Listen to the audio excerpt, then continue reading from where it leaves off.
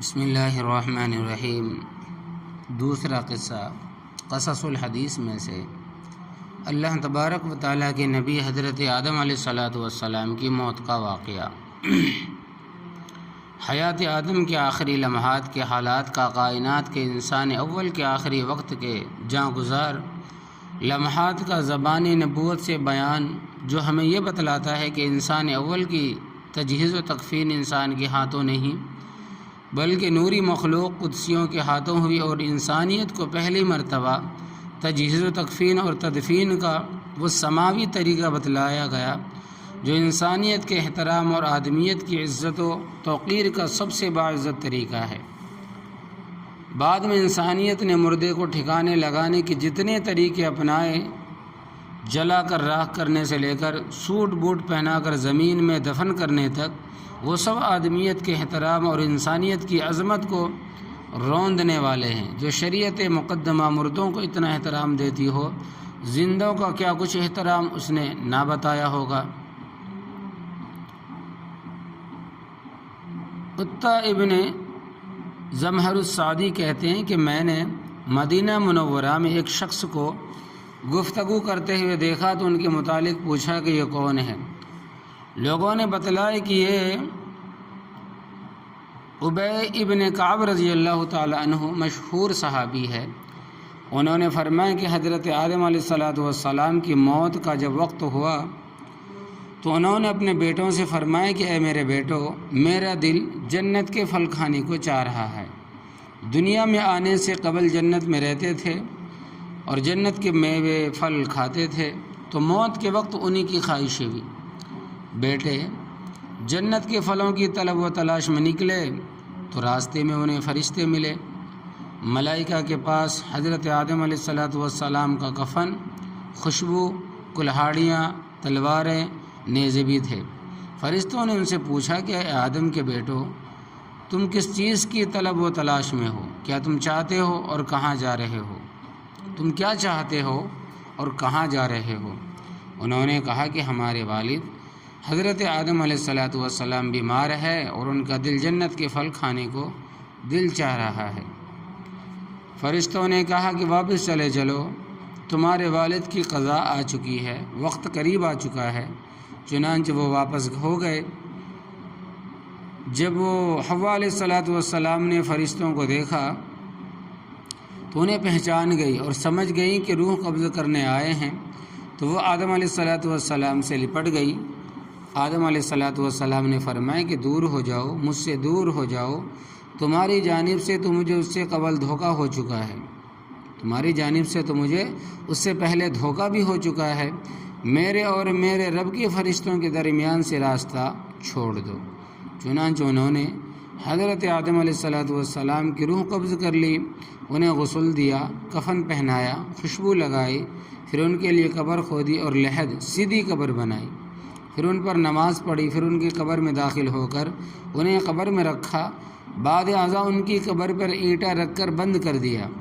قبر سے نکل آئے اور اس پر مٹی ڈالی۔ بعد ازاں کہنے لگے اے آدم کے بیٹو، تمہارا یہی طریقہ ہوگا مردوں کی تکفین کا، تجہیز کا اور تدفین کا۔ تو اس حدیث میں حضرت آدم علیہ السلام کی وفات کا واقعہ بیان کیا گیا۔ جب ان کی موت کا وقت ہوا تو ان کا دل چاہا کہ جنت کے پھل کھائیں۔ جس زندگی کی ابتدا میں جنت کے پھلوں کو کھاتے رہے، اسی زندگی کے اختتام پر دل چاہا کہ جنت کے پھل میوے استعمال کرے۔ اس سے حضرت آدم علیہ السلام کی جنت کا صحبت کا اندازہ ہوتا ہے، اور کیوں نہ ہو کہ سب سے اولین انسان وہی تھے جو جنت کے باسی بنے، جنت کی نعمتوں کو نہ صرف دیکھا بلکہ برتا بھی، ان سے ایک عرصے تک فائدہ بھی اٹھایا۔ تو جو جنت کی پاکیزہ اور خوبصورت زندگی سے لطف اٹھا چکا ہو، وہ کیسے جنت سے غافل ہو سکتا ہے؟ غرض انہوں نے یہ خواہش اپنے بیٹوں سے کی تو وہ اس خواہش کی تکمیل کے لیے نکل کھڑے ہوئے۔ راستے میں انہیں فرشتوں کی ایک جماعت ملی جو انسانی صورتوں میں تھے، اور ان کے پاس ہر وہ چیز موجود تھی جس کی کسی ایک میت کو ضرورت ہو سکتی ہے، کیونکہ اس سے قبل موت کا واقعہ انسانی زندگی میں کبھی پیش نہیں آیا تھا۔ لہذا موت کے بعد میت کے ساتھ کیا برتاؤ کیا جائے، کس طرح کیا جائے اس کی تعلیم دینے کے لیے اللہ جل جلالہ نے فرشتوں کی ایک جماعت کو انسانی صورت میں بھیجا، تو وہ تمام ضروریات تجہیز و تدفین دے کر آئے، مثلا کفن، خوشبو، قبر کھودنے کے لیے کلہاڑی وغیرہ لے کر آئے۔ بہر کیف جب حضرت آدم علیہ السلام کے بیٹوں سے فرشتوں کی ملاقات ہوئی تو انہوں نے پوچھا کہ تم کہاں اور کس مقصد کے لیے جا رہے ہو؟ انہوں نے بتلا دیا کہ ہمارے والد کی یہ خواہش ہے کہ جنت کے پھل کھائے۔ تو فرشتوں نے کہا کہ ان کی اجل مقررہ آ چکی ہے، یعنی موت کا قریب وقت آ چکا ہے اور اب وہ دنیاوی زندگی سے کوئی فائدہ حاصل نہیں کر سکتے۔ ملک الموت جب حضرت آدم علیہ السلام کے پاس پہنچے تو حوا علیہ السلام نے انہیں پہچان لیا کہ موت کے فرشتے ہیں اور حضرت آدم علیہ السلام کی روح قبض کرنے آئے ہیں۔ چنانچہ گھبراہٹ کے مارے بے اختیار وہ حضرت آدم علیہ السلام سے چمٹ گئی۔ حضرت آدم علیہ السلام نے ان کو ڈپٹ کر فرمایا کہ دور ہو جاؤ، مجھ سے دور ہو جاؤ، تمہاری وجہ سے مجھے اس سے قبل بھی مصیبت پہنچ چکی ہے۔ اس سے اشارہ تھا کہ اس بات کی طرف کہ جنت میں شجر ممنوعہ کے کھانے کی وجہ بھی حضرت حوا علیہ السلام ہی تھی، لہٰذا انہوں نے ڈپر کٹ فرمایا کہ مجھ سے دور ہو جاؤ، میرے اور میرے رب کے فرشتوں کے درمیان حائل نہ ہو، پردہ نہ بنو، وہ مجھے میرے رب سے ملانے کا ذریعہ ہے۔ غرض اس کے بعد فرشتوں نے حضرت آدم علیہ السلام کی روح قبض کی اور ان کی تجہیز و تکفین کی۔ آدم علیہ السلام کے بیٹے یہ سارا منظر دیکھ رہے تھے۔ فرشتوں نے غسل دیا، کفن پہنایا، خوشبو لگائی، پھر قبر کھودی جو لحد تھی۔ قبر دو طرح کی ہوتی ہے، ایک تو لحد، دوسری شق، جس کو اردو میں بغلی قبر کہا جاتا ہے۔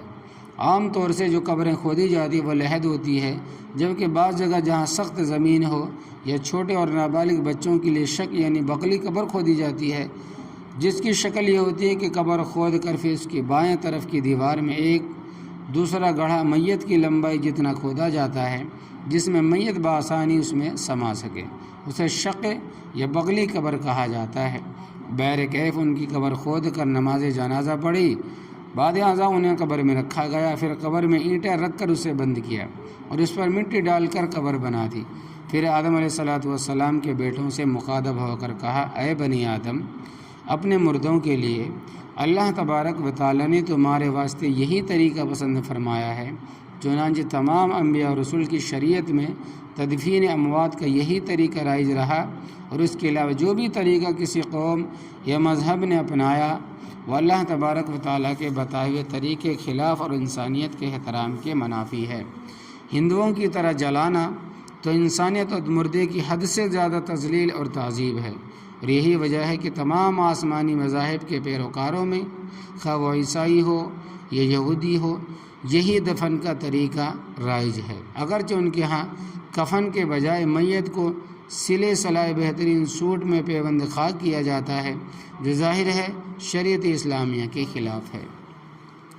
اسی طرح قدیم زمانوں میں فرعونہ مصر کے یہاں اپنے مردوں کو دفن کرنے کے بجائے بلند ترین محلات میں جنہیں احرام کا نام دیا گیا محفوظ کر دینا، ان کے ساتھ ان کے تمام جواہرات اور مال و دولت کو بھی محفوظ کر دینا، ان کے لیے کھانے پینے کو لوازمات مہیا رکھنا، یہ سب خلاف انسانیت طریقے اور فطرت و عقل و سلیم کے خلاف باتیں ہیں۔ بعض اقوام میں یہ رواج تھا کہ مردوں کو لکڑی یا پتھر کے تابوتوں میں بند کر کے دریا میں بہا دیتے تھے، یہ انہیں بھی محفوظ کر دیا جاتا تھا۔ ظاہر ہے کہ یہ بات نہ صرف یہ کہ انسانی عظمت و احترام آدمیت کے منافی نہ ہے، بلکہ انسانی محنت اور دولت کا غلط استعمال بھی ہے۔ اس ضمن میں اللہ رب العزت نے جو طریقہ بتلایا وہ ایسا ہے کہ دنیا کے ہر انسان کے لیے تقریباً ہر حالت میں بغیر کسی تکلیف کے، بغیر کوئی مال و زر خرچ کیے اس پر عمل آسان ہے۔ ظاہر ہے کہ ہر شخص کے لیے لکڑی کا تابوت بنوانا یا عمدہ لباس سلوانا یا بلند محلات بنوانا یا ہندوؤں کی طرح مردوں کو جلانے کے لیے گھی، تیل اور خوشبویات و لکڑیاں جمع کرنا ممکن نہیں۔ اس کے برعکس دو سادہ انسلے کپڑوں میں کفنا کر مٹی میں دفن کرنا ہر جگہ اور ہر شخص کے لیے یکساں آسان اور سہل ہے، لیکن مقام افسوس ہے کہ آج کے مسلمانوں نے شریعت کی عطا کردہ سہولت اور آسانی کو رسوم و رواج کی قید میں جکڑا کر ایسا مشکل اور تکلیف دہ بنا دیا ہے۔ اب مردوں کی تدفین و تکفین پر ہزاروں نہیں لاکھوں خرچ کیے جاتے اور انہیں عین ثواب اور میت کے حق میں بہت مبارک سمجھا جاتا ہے۔ آج کے مسلمانوں کے قبرستان میں جائیں تو ہر طرف بلند مزارات، پختہ تعمیرات، گنبد والی عمارات پوری شان و شوکت سے کھڑی نظر آتی ہے۔ قیمتی پتھروں پر نقش و نگار کرنے کو قابل فخر سمجھ لیا گیا۔ بلند سے بلند اور عالی شان مزارات تعمیر کرنے کو مردہ کی عظمت و تقدیس کا معیار بنا لیا گیا، اور ہمارے قبرستان شہروں سے زیادہ شکوہ عمارات کا مرکز بنائے گئے ہیں۔ پوری دنیا میں پھیلے ہوئے لاکھوں کی تعداد میں مزارات، ان کی عظیم عمارتیں، شاندار پرشکوہ گنبد، ان میں لگے ہوئے قیمتی پتھر، جواہرات، سونے چاندی کے جنگلے جو کسی بھی صاحب قبر کو ایک رتی برابر فائدہ پہنچانے پر قادر نہیں۔ کیا مسلمان کے شرک کی کھلی علامت نہیں؟ کراچی میں شاہ غازی کا مزار ہو یا لاہور کا داتا دربار یا پھر معین الدین چشتی کا، دیکھیں کہ ہندوستان میں سہون ملال شہباز قلندر کی درگاہ ہو یا بھٹ شاہ میں بھٹائی کا مزار، اجمیر میں خواجہ معین الدین چشتی کی خانقاہ ہو، یا پورے بر صغیر کے طول و عرض میں پچھلے پھیلے ہوئے لاکھوں گدیاں، سجاد خانقاہیں، مزارات جو دین شریعت کے بجائے شرک و بدعت اور خرافات و رسومات کے اڈے بنا دیے گئے ہیں، کیا ان میں ہونے والے مشرکانہ افعال و اعمال کے باوجود مسلمان کہلانے کے قابل ہے؟ کیا وہی فراعنہ مصر والا طرز عمل نہیں؟ یہ بات امت اسلامیہ کے ہر فرد کے لیے عموماً اور علماء دین اور حاملین علوم نبوت کے لیے خصوصاً قابل غور ہے۔ چند عبرت و نصائح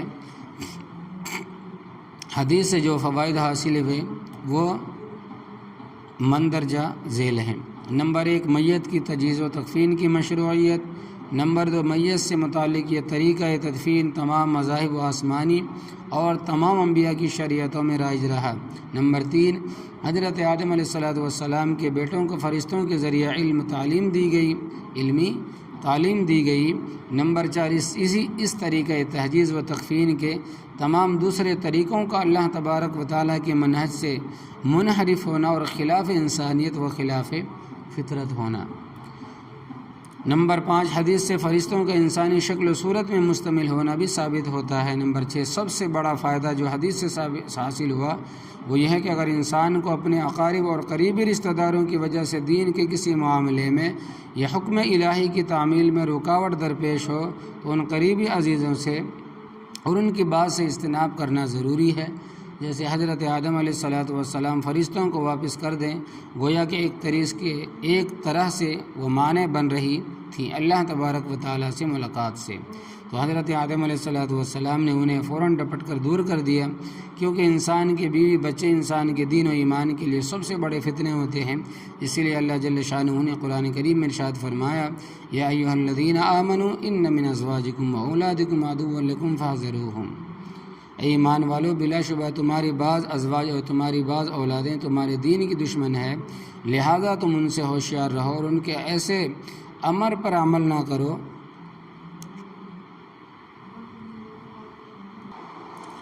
ایک اور مقام پر ارشاد فرمائے کہ انما اموالکم و اولادکم فتنہ، سورۃ الانفال، بے شک تمہارے اموال و اولاد فتنہ ہے۔